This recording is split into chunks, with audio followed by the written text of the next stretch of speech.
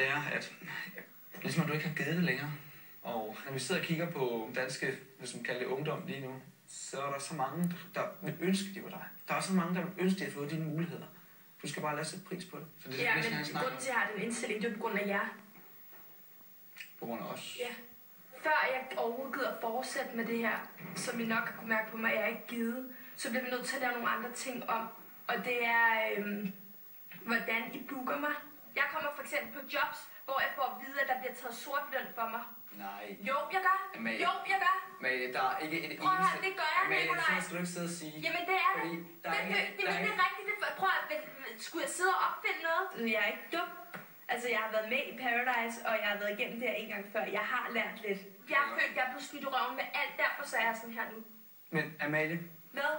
Vi sidder internt her og virkelig har haft store overvejelser op til det her møde. Hvordan vi skulle køre det her i fremtiden med dig. Fordi vi har... Nu snakker jeg. Vores store problem, det er, at du kan finde på at ringe 3-4 timer i forvejen og melde dig fra til et job. Nej, må jeg gerne have lov? Nej. Jo. Nu lader du ikke meget snakke. Nej. Prøv at Nikolaj. Det kan godt være, at I eller du bruger den indsyn. Amalie, hun melder sig syg. Prøv at høre, Nikolaj. De gange, jeg meldte mig syg, det har været på grund af, at jeg faktisk har været syg. Og så de andre 2 gange... Amalie, jeg er nødt til at stoppe. Nej. De andre... Nej, jeg vil gerne have lov til at lyde. De andre 2 gange, Nikolaj, det var da der var snestorm. I TV-avisen sagde de, at man ikke måtte køre ud på vejene. Tror du så, jeg gider ofre mit liv for, at man kan tjene penge, end jeg selv dør ude i snestorm? Der er mange flere. Nej, jeg har... Amalie, få tonen ned. Nej, du vælger selv udvej det her. For hvis du vil have det... Amalie afbryder hele tiden. Nikolaj får jo ingen chance for at tale ud. Eller det gør vi andre jo heller ikke. Altså hun kører hen over os som en tanke. Prøv at høre, det er dig, der siger, at jeg aflyser mine jobs. Det gør jeg ikke. Jeg melder mig ikke sygemeldt. Jeg har gjort det på grund af diverse ting, og jeg har gjort det 4 eller 5 gange, Nikolaj. De andre 2 gange... Amalie, jeg er nødt til at stoppe nu. Amalie, jo, det er du.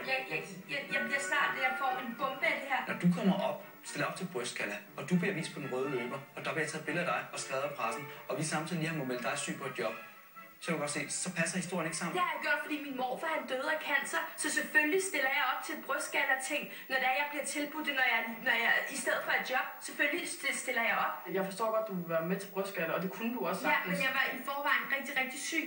Det havde jeg også sagt, at jeg havde det rigtig dårligt den aften, og så blev jeg tilbudt det, og så ville jeg gerne gå til syg til brystgalla. Så er det klart, at mit helbred kan ikke både klare, at jeg er syg, brystgalla, og så skal jeg ud og synge. Det, der irriterer mig, det er, at du ikke ringer. Fordi du må rigtig gerne. Du må rigtig gerne. Amalie, tig stille og hør, hvad jeg siger. De ressourcer, vi skal bruge for at få dig på den scene, så den motivation, vi skal give dig, det der, og den måde, vi skal overtale dig. Jeg føler ikke, jeg får noget for det. Amalie, det bliver mig ikke sagt for at snakke ud af, at jeg er snart meget irriteret og beder dig om at gå. Du kan være hård lige så meget du vil, fordi jeg er røvlig glad, om du er hård. Den her, ikke også?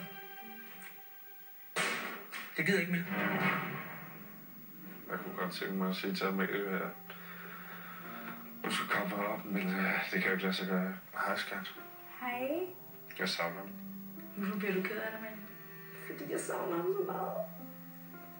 Og jeg vil bare ikke have, der sker om noget.